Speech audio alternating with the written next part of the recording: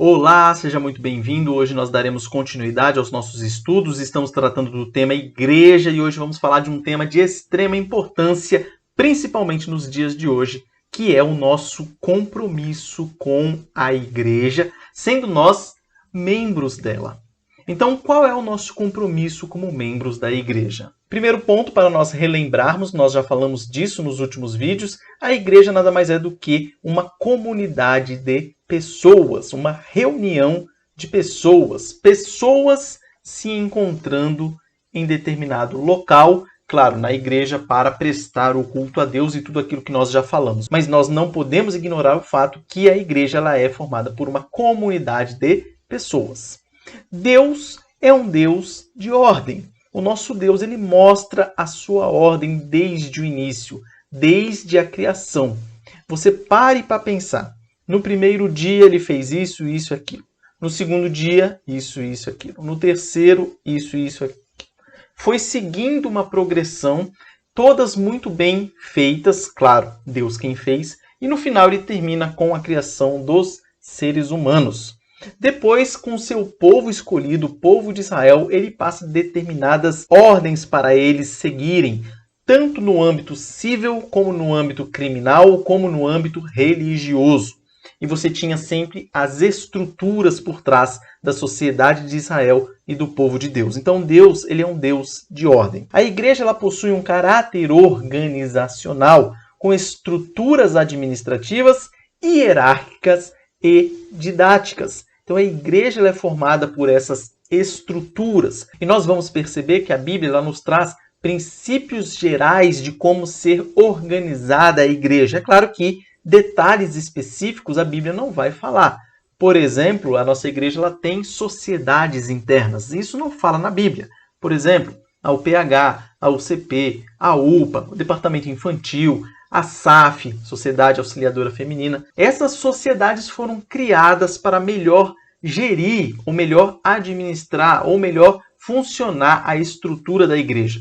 Mas, claro, sempre observando os princípios gerais que a Bíblia nos traz. Então, essa questão do caráter organizacional da igreja, com as suas estruturas administrativas, hierárquicas e didáticas, essas coisas, quando elas estão interligadas, elas apontam para o cuidado de Deus em dirigir o seu povo. Como Deus não é um Deus de bagunça, é um Deus de ordem, ele mostra o seu cuidado para conosco quando ele traz essas informações para nós a respeito dessas estruturas e esses exemplos para nós seguirmos na nossa igreja também.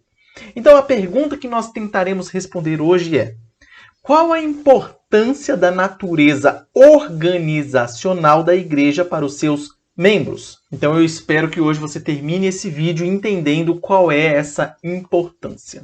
Primeiro ponto que nós trataremos é a organização de um povo. Perceba que no Antigo Testamento, Deus ele estabeleceu o povo de Israel para que diversas etnias, culturas e crenças, ou seja, aqueles povos que não eram israelitas, mas tiveram ou tinham algum contato com ele, conhecessem o seu poder, graça e verdade. Percebam o que diz Deuteronômio 4, 5 a 7, que é Moisés dizendo: Eis que vos tenho ensinado estatutos e juízos, como me mandou o Senhor meu Deus, para que assim façais no meio da terra que passais a possuir. Guardai-os, pois, e cumpri-os, porque isto será a vossa sabedoria e o vosso entendimento perante os olhos dos povos que, ouvindo todos estes estatutos, dirão: certamente este grande povo é gente sábia e inteligente. Pois que grande nação há que tenha deuses tão chegados a si como o Senhor, nosso Deus, todas as vezes que o invocamos? Então você percebe que essa estrutura organizacional do povo de Israel mostraria para os povos pagãos ao redor dele que Deus amava tanto aquele povo que deu uma estrutura organizacional, algo que transmitia para eles aquela ideia de sabedoria e inteligência. Quando todos aqueles estatutos e juízos que Deus passou para o seu povo de Israel fossem cumpridos, isso demonstraria para os povos em volta que Israel tinha um grande Deus, aquele Deus que estava preocupado com a organização do seu povo. Então Deus ele estabeleceu uma estrutura, uma hierarquia, uma ordem para o seu povo de Israel. Quando o povo se afastava dessa estrutura que Deus deu, lembrando, essa estrutura abrangia todos os aspectos da vida do povo de Israel. Desde você vender um terreno, desde você ter um servo, desde você casar, desde você cometer um crime, algumas doenças eram tratadas ali. Ou seja, toda a área da vida do povo de Israel estava tratada nos estatutos e juízos que Deus deu para eles. A gente tem aquele costume de pensar que foram apenas os 10 mandamentos, mas não foram, não. Você pode perceber que tem os 10 mandamentos, que é um resumo da lei moral de Deus. Na sequência, você vai ter a legislação civil e religiosa do povo de Israel, que era bem detalhada. Então, tudo isso aí que Deus deu, quando o povo se afastava disso, dava problema. Vejam o que diz Juízes, capítulo 21, versículo 25. Diz assim a palavra de Deus: naqueles dias não havia rei em Israel, porque era o período dos juízes. Cada um fazia o que achava mais reto. O que significa isso? Cada um fazia o que bem entendia. Cada um fazia aquilo que a sua cabeça achava que era certo. E claro, se afastando da estrutura que Deus deu, das leis que Deus passou. E claro, isso não agradava a Deus. E claro, isso repercutiu mal para o povo de Israel. Tiveram diversos problemas advindos desse afastamento da lei que Deus passou para eles cumprirem. Então, dentre as normas que o povo deveria seguir, nós temos os exemplos das genealogias. Eu peguei só esse exemplo aqui, tem vários, mas é interessante a gente observar como a Bíblia ela é detalhista nesse detalhe, né, sendo redundante. Como ela é detalhista ao apontar as genealogias. Fulano de tal, casado com fulano de tal, teve o filho tal, que foi filho tal, que gerou tal, que gerou tal, que gerou tal, e aí vai. Você pode perceber que desde o início da Bíblia até o final da Bíblia você tem genealogias. Ou seja, mostra a importância que Deus dá para essa questão da ordem e da hierarquia. Como isso é importante para que não haja bagunça, para que não haja anarquia, falta de um líder. Sempre você vai ver na Bíblia que há essa estrutura, que é muito importante. Terminada essa questão da organização do povo de Israel, nós passamos para o segundo ponto, que ele vai tratar da vida na comunidade local. Aqui nós começamos a nos aproximar mais aqui da nossa realidade no século XXI. Você vai perceber que lá no livro de Hebreus, você vai perceber ali um convite para que a gente analise até hoje a importância de nossas comunidades locais e do compromisso que nós devemos ter ao sermos batizados e professarmos a nossa fé. Quando nós fazemos isso, nós estamos oficialmente nos tornando membros plenos, por assim dizer, da nossa comunidade local. E aí a responsabilidade aumenta. E é disso que nós estamos tratando hoje aqui, dos membros da igreja. Tanto querendo motivar aqueles que ainda não são a se tornarem, como animar aqueles que já são membros da igreja para que eles tomem as atitudes que se espera de um membro da igreja. A gente vai falar de diversas aqui no decorrer da exposição. Mas percebam que interessante que quando Hebreus foi escrito, daqui a pouco a gente vai ver um versículo que fala sobre isso, ele estava chegando num povo ali que estava iniciando a igreja, e ali eles sofriam pressões que poderiam estar fazendo com que cristãos estivessem se afastando do convívio da igreja, do convívio comunitário, e retornando às suas práticas cerimoniais antigas, seja práticas judaicas, seja outras práticas pagãs. Você percebe ali que está tendo esse afastamento do convívio comunitário da igreja. E aí vem a exortação de Hebreus. E veja como eles são exortados nesse sentido. Está lá em Hebreus capítulo 10, versículos 24 e 25, que diz: consideremo-nos também uns aos outros para nos estimularmos ao amor e às boas obras. Não deixemos de congregar-nos, como é costume de alguns. Antes, façamos admoestações, e tanto mais quanto vedes que o dia se aproxima. Então percebam essa parte ali, ó. Não deixemos de congregar-nos, como é costume de alguns. Então isso é muito importante e muito atual. Nós tivemos aí um período em que as igrejas ficaram fechadas no mundo inteiro, às vezes mais de um ano.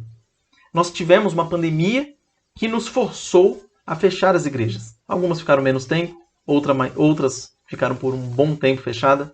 Mas a questão é, a maior parte delas já abriram as suas portas. E sabe o que aconteceu? Muitos membros não voltaram. A gente para pensar e começa a analisar, poxa, será que realmente é medo que está fazendo com que esses membros não voltem? Ou será outro motivo? Por que eu digo isso? Porque você vê muito crente fazendo as outras coisas que ele precisa fazer. Ir no mercado, ir na farmácia, ir no médico, ir passear, mas não vai na igreja. Será que é desculpa? Será que esfriou nesse período? É possível também. Pode ser que nesse período de afastamento, com a igreja fechada, a pessoa esfriou. E aí tem a função dos membros também de ver aquele que está esfriando e também ir atrás. Nós falaremos disso um pouco mais para frente. Mas agora você veja essa exortação que os hebreus receberam, aqueles que estavam deixando de congregar. Eles são exortados para que não deixem, para que continuem se encontrando em comunidade. Então, algumas lições importantes que nós tiramos dessa passagem. Primeiro, que a vida na comunidade local ela requer consideração mútua. Nossos relacionamentos na igreja devem ser marcados por uma responsabilidade mútua. Somos o corpo de Cristo, somos o povo de Deus, somos filhos de Deus. A nossa igreja local é a nossa família. Então, por exemplo, nós temos que ter um cuidado fraterno, porque as pessoas não são iguais. E as pessoas vivem, às vezes, etapas espirituais distintas. Como eu acabei de falar, pode ser que nesse período de fechamento das igrejas, muita gente esfriou na fé. Tem gente que, na verdade, se fortaleceu nesse período. Você tem pessoas recém-convertidas. Você tem pessoas há muito tempo na igreja. Então você tem pessoas maduras na fé. Você tem pessoas frágeis na fé. Você tem pessoas que estão começando agora a caminhada cristã. Você tem pessoas que estão já há um bom tempo. Isso é importante a gente observar para que nós tratemos fraternalmente a cada um, não exigindo daquele que acabou de se converter uma coisa que era para ser exigida para aquele que já está há 10 anos na igreja, e vice-versa. Então você tem que ter sabedoria e você tem que ter um cuidado fraterno com cada um dos irmãos. Passando para a segunda lição que podemos tirar dessa passagem, se a vida na comunidade local requer consideração mútua, ela também requer estímulo do amor e das boas obras. Essas são as marcas centrais na identidade cristã. Isso é muito importante. O comportamento do cristão ele deve estar baseado no amor e nas boas obras. Tem que transparecer essas duas coisas. E, lógico, no convívio da comunidade, principalmente. Então, a igreja ela sofre lutas no campo teológico, humilhações, pressões psicológicas, violência física em determinados locais, etc. Então, sabendo dessas pressões que a comunidade cristã recebe, nós somos estimulados a demonstrar amor a Deus e ao próximo, e principalmente com relação à nossa igreja local. Então, quando nós estamos sofrendo juntos, a tendência é que nós nos unamos. Acontece que em muitos locais, quando vem pressão, as pessoas acabam se dispersando. Ou qualquer probleminha que aconteça, as pessoas se dispersam. Quando o certo seria as pessoas se unirem. Tinha uma frase nas Forças Armadas muito famosa que dizia assim: o sofrimento coletivo gera união. O que isso significa no contexto militar? Que numa guerra, por exemplo, ou numa missão com alto nível de complexibilidade, aquela pressão ou aquele sofrimento vai gerar união. Afinal, é um ajudando o outro. Nós poderíamos trazer essa frase para o nosso convívio na igreja também. E pensar que quanto mais a igreja sofre, mais ela deveria ser unida. Isso seria muito interessante, claro, além de ser bíblico. Uma das expressões visíveis do amor é a prática da bondade, o que nos permite revelar por meio dela a natureza graciosa de Deus. E aí eu te pergunto, como você vai expressar esse seu amor se você não vai para a igreja? Ou seja, você não se reúne com a família de Deus. Fica muito difícil. fica muito difícil você conseguir expressar visivelmente esse amor, que é uma marca da graça de Deus para conosco. Então, quando nós fazemos parte de uma igreja local, devemos ter gestos de afeto e cuidado com os nossos irmãos, mostrando que somos uma família e não um lugar de solidão, inimizade, mágoa, etc. Eu acho que a coisa mais triste que nós temos é quando nós vemos uma igreja marcada por essas coisas que eu falei aí. Solidão, inimizade, mágoa. Aí você vai me dizer, solidão na igreja? Tem. Tem igrejas que as pessoas não são uma comunidade, vamos dizer assim. Tem igreja que parece que os irmãos se reúnem, mas não há uma comunidade ali. Há um individualismo monstro. Cada um está preocupado apenas consigo mesmo e olhe lá. Então você tem, às vezes, solidão dentro da própria comunidade cristã, dentro da igreja local. E nós temos que lutar contra isso. Inimizade é a mesma coisa, intriga dentro da igreja, briguinhas. Isso aí são coisas que nós deveríamos superar. Claro, pela graça de Deus, pelo Espírito Santo que habita em nós, nós deveríamos lutar para conseguir superar esses problemas. E aí nós nos estimularmos e demonstrarmos o amor e as boas obras no convívio com a igreja. Então a vida na comunidade local ela também requer comunhão responsável. Veja que interessante. Lá no caso de Hebreus que nós citamos anteriormente, a ausência de alguns irmãos estava tornando-se um hábito pecaminoso. Lá no texto vai dizer, como é costume de alguns, ou seja, alguns estavam deixando de congregar. A vida em comunhão e a celebração do culto são elementos que estruturam nossa vida de fé. Sem esses elementos, a nossa vida espiritual se enfraquecerá. Então, o abandono do crente do convívio público com o povo de Deus provoca enfraquecimento. É aquela velha analogia. Se você tirar um carvão de uma fogueira, ele vai esfriar até apagar. Então nós temos que ter isso em mente que se nós deixarmos o convívio com os irmãos, a tendência é nós enfraquecermos espiritualmente. Então tome cuidado com relação a isso. E aí a pergunta que surge é: como têm sido os nossos encontros na comunidade cristã, nas nossas igrejas locais? Têm sido encontros felizes? Têm sido encontros mecânicos, superficiais? Como está sendo esse nosso convívio dentro da igreja? E você, membro da igreja, está percebendo como as pessoas estão frequentando a sua igreja? É uma função do membro da igreja também se chegar a essas pessoas com amor, conversar, buscar integração com ela. Então, terminado essa questão dessas lições que nós tiramos dessa passagem de Hebreus, nós entramos no terceiro ponto, que trata da nossa relação como membros da igreja com os líderes da igreja. Vamos ver o que a Bíblia nos diz a respeito disso. Sendo que o primeiro ponto é que Deus sempre levantou líderes para guiar o seu povo. Ser líder do povo de Deus é um tremendo privilégio. Em contrapartida, é uma tremenda responsabilidade. No Antigo Testamento, nós tínhamos como exemplo de líderes profetas, sacerdotes, reis. Já no Novo Testamento, por um período fixo de tempo, nós tivemos ali os apóstolos. Não existem mais apóstolos hoje em dia. E posteriormente, e até hoje, nós temos as figuras dos pastores, mestres, presbíteros dentro da igreja, que são os líderes da igreja, aqueles responsáveis tanto pelo ensino como pela administração da igreja. Então, quanto ao nosso relacionamento como membros da igreja para com os líderes da igreja, a Bíblia vai dizer o seguinte, lá em 1 Tessalonicenses capítulo 5, versículos 12 e 13, vai dizer: Agora vos rogamos, irmãos, que acateis com apreço os que trabalham entre vós e os que vos presidem no Senhor e vos admoestam, e que os tenhais com amor em máxima consideração, por causa do trabalho que realizam. Vivei em paz uns com os outros. Então veja a importância de nós acatarmos aquilo que os nossos líderes estão fazendo com apreço, não emburrado, não revoltoso por qualquer coisa. Além disso, tratar com amor e máxima consideração.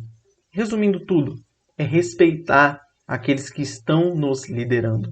E você tem que perceber que o líder da sua igreja, ele também tem um líder acima dele. E assim vai até Jesus Cristo, que é o líder e o cabeça da igreja. Então não existe líder humano que não tenha um líder acima dele. E isso talvez faça com que nós olhemos diferente para os líderes da nossa igreja e passemos a tratá-los de modo diferente, do modo como a Bíblia nos diz para nós os tratarmos. Então nós devemos tratá-los com apreço, com amor, com submissão, com paz, obediência e felicidade, para que não seja aquele relacionamento turbulento que tem muitos por aí. Agora, quanto ao relacionamento dos líderes para com os membros da igreja, veja o que diz lá em 1 Pedro 5, de 1 a 4. Aqui o apóstolo Pedro dizendo aos presbíteros da igreja: Rogo, pois, aos presbíteros que há entre vós, eu, presbítero como eles, e testemunha dos sofrimentos de Cristo, e ainda coparticipante da glória que há de ser revelada. Agora vem a exortação. Pastoreai o rebanho de Deus que há entre vós, não por constrangimento, mas espontaneamente, como Deus quer, nem por sorte da ganância, mas de boa vontade, nem como dominadores dos que vos foram confiados, antes tornando-vos modelos do rebanho. Ora, logo que o Supremo Pastor se manifestar, recebereis a imarcessível coroa da glória. Então perceba aqui as características do modo pelo qual os presbíteros ou os líderes da igreja devem tratar os membros da igreja. Devem pastorear o rebanho, não por constrangimento, mas espontaneamente, não por sorte da ganância, a fim de auferir lucro, poder, fama, alguma coisa assim, e também não sendo dominador, não sendo um ditador, não sendo um imperador, mas sendo modelo do rebanho. Então o líder ele tem que ser um modelo para o rebanho e tratá-lo com a devida decência, com devido respeito, com devido amor também. Agindo dessa maneira, tanto os liderados como os líderes construirão uma relação fraterna entre si. O quarto e último ponto da nossa lição é a nossa ação abençoadora na comunidade local. Eu queria chamar bastante atenção para esse ponto, que é um dos principais, que vai tratar dos nossos dons. Então, os nossos dons, que são dados por Deus, abençoam a comunidade e expressam nossa adoração, serviço e o privilégio de trabalharmos como servos do Senhor. Hoje nós vivemos um tempo em que as pessoas querem mais ser servidas do que servir. Isso é antibíblico, pois nós somos colocados numa igreja local para servir e não para sermos servidos. E para isso você tem um dom que Deus te deu. E você tem que colocar esse dom para abençoar os seus irmãos. Nós somos instrumentos de Deus para edificar os nossos irmãos na igreja. Então, se você não vai na igreja, o que raios que você vai fazer com o seu dom? Se você não pode colocar ele à disposição do povo de Deus. Ou você vai colocar esse dom à disposição de pessoas que não fazem parte do povo de Deus, ou você vai simplesmente enterrá-lo na areia e não usá-lo. Então pense nisso. Você tem um dom que Deus te deu e deve servir para edificar os seus irmãos. Veja o que diz Efésios 4, de 11 a 13. E ele mesmo concedeu uns para apóstolos, outros para profetas, outros para evangelistas e outros para pastores e mestres, com vistas ao aperfeiçoamento dos santos, para o desempenho do seu serviço, para a edificação do corpo de Cristo, até que todos cheguemos à unidade da fé e do pleno conhecimento do Filho de Deus, a perfeita varonilidade, à medida da estatura da plenitude de Cristo. Então perceba que rico que são esses 3 versículos que nós lemos aqui. Fala a respeito dos dons. Os dons que foram distribuídos dentro da igreja. E com um objetivo muito claro. Aperfeiçoamento dos santos. Edificação do povo de Deus. Para quê? Para que eles cheguem à unidade da fé e do pleno conhecimento do Filho de Deus. Então perceba que importante que é essa questão dos dons e de colocar os dons à disposição para a edificação do povo de Deus. Então nós temos nosso papel na construção da maturidade espiritual do povo de Deus. E isso não é pouca coisa, meu irmão ou minha irmã que assiste esse vídeo. Nós temos essa responsabilidade. Nossa responsabilidade de construir a maturidade espiritual do povo de Deus. Se você se acha imaturo espiritualmente, você tem que procurar amadurecer espiritualmente. Como você faz isso? Utilizando os meios de graça que Deus coloca à nossa disposição. Ouvindo bons sermões, lendo a sua Bíblia, orando, lendo bons livros, tendo comunhão com outros irmãos mais experientes. Aí você vai criando uma maturidade espiritual. E quando você está maduro espiritualmente, o que você tem que fazer? Ajudar aquele imaturo espiritualmente para que ele cresça também. Então você vê que é um ajudando o outro a crescer, a ser edificado. Às vezes com uma palavra de conforto, às vezes com uma palavra de orientação, às vezes com uma exortação, com uma admoestação e assim por diante. Com um conselho, e aí vai. Vamos todos crescendo. O problema é que muitos se omitem nesse papel e acham que isso é apenas responsabilidade do pastor da igreja, ou no máximo dos presbíteros e da liderança da igreja, mas não é. Todo membro ele tem essa responsabilidade de contribuir com o seu dom, de servir a igreja de Cristo em busca da maturidade espiritual do povo de Deus. E vivemos numa época individualista e isso é errado demais. Como já disse, pessoas que vão à igreja buscando ser servido e não servir. O conhecimento desse trabalho produz uma sensação de utilidade para aquele que está exercendo o seu dom na igreja e, ao mesmo tempo, uma divisão de tarefas. A gente sabe que carregar um piano sozinho é muito pesado, porém, com ajuda, o piano se torna leve e o trabalho é feito muito melhor. Então, mostrando que o empenho de cada um é determinante para o crescimento da igreja e o avanço do reino de Deus. E qual é a conclusão que nós chegamos de tudo isso que nós falamos até agora? Que a igreja ela é marcada por uma estrutura e por processos organizacionais. Então você vê na nossa igreja, você tem os visitantes, você tem os membros comungantes, você tem os membros não comungantes, você tem os diáconos, você tem os presbíteros regentes, você tem o presbítero docente, que é, no caso, o pastor, você tem o conselho da igreja, acima dele você tem o presbitério, que são conselhos de diversas igrejas que se unem e formam o presbitério, acima do presbitério você tem o sínodo, acima do sínodo você tem o supremo concílio da igreja.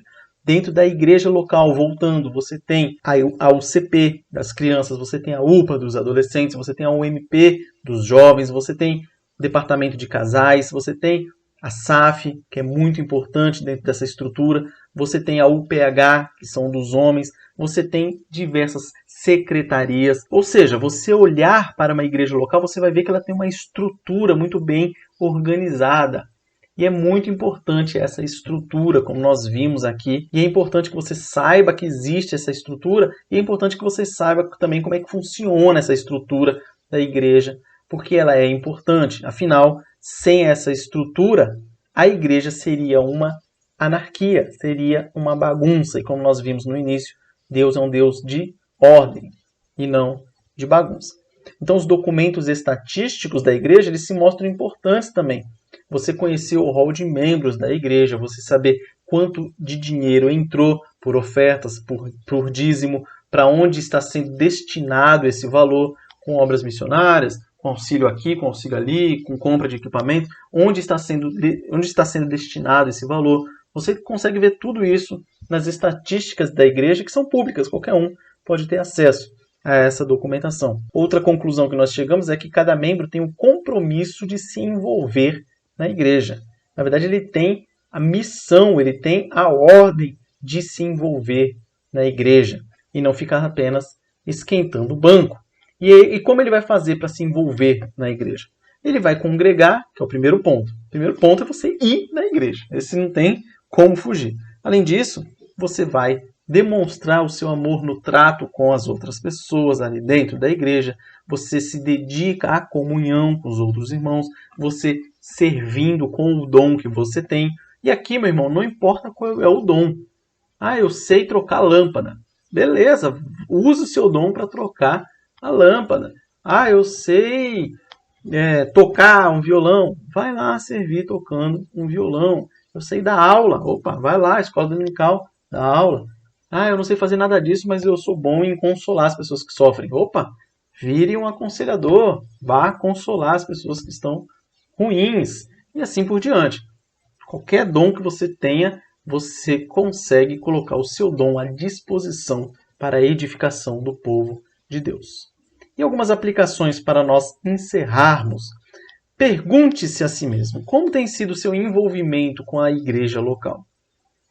Pense, reflita e mude, caso não esteja tão boa assim. A outra pergunta é, você já se tornou membro da sua igreja local? Se você ainda não se tornou membro, por que você ainda não se tornou membro? Por que você ainda não deu esse passo? A gente entende que às vezes a pessoa vai visitar a igreja, aí ela começa a ver como é que funciona a estrutura da igreja, vai ver se a igreja é bíblica. As bandeira de igreja, meu irmão, é complicado. Não é porque a nossa igreja é a Igreja Presbiteriana do Brasil que você não pode achar igrejas presbiterianas do Brasil por aí que ensinam coisa errada. Então é importante que você saiba o que está sendo ensinado. Então, lógico, tem um período para que aconteça isso.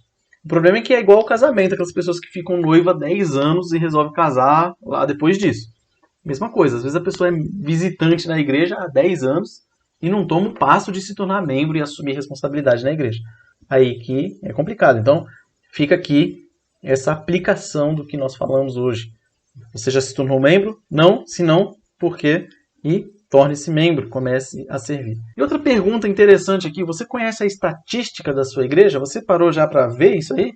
Até por curiosidade, quantos membros tem, quantos visitantes tem, quantos frequentam a escola dominical.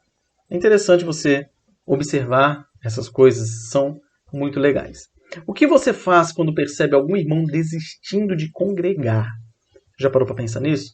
Principalmente nesse período que nós estamos vivendo aqui no pós-pandemia, muitas pessoas desanimadas, não indo para a igreja, está percebendo que tem algum ali desanimado. E aí, o que você faz? E agora, se quem está desistindo é você.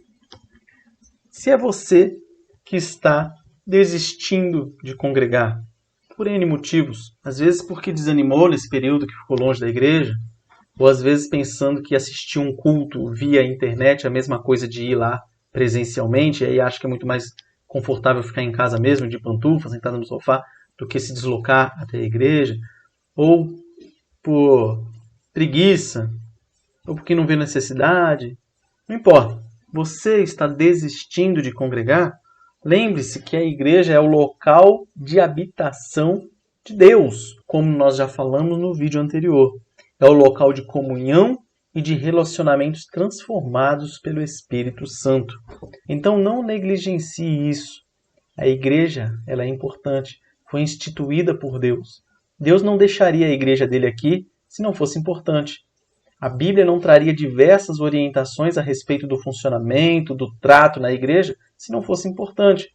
O Espírito Santo não distribuiria dons como mestres e pastores, se não fosse importante. Então pense nisso. Hoje nós vivemos um tempo em que toda a autoridade está sendo colocada em xeque.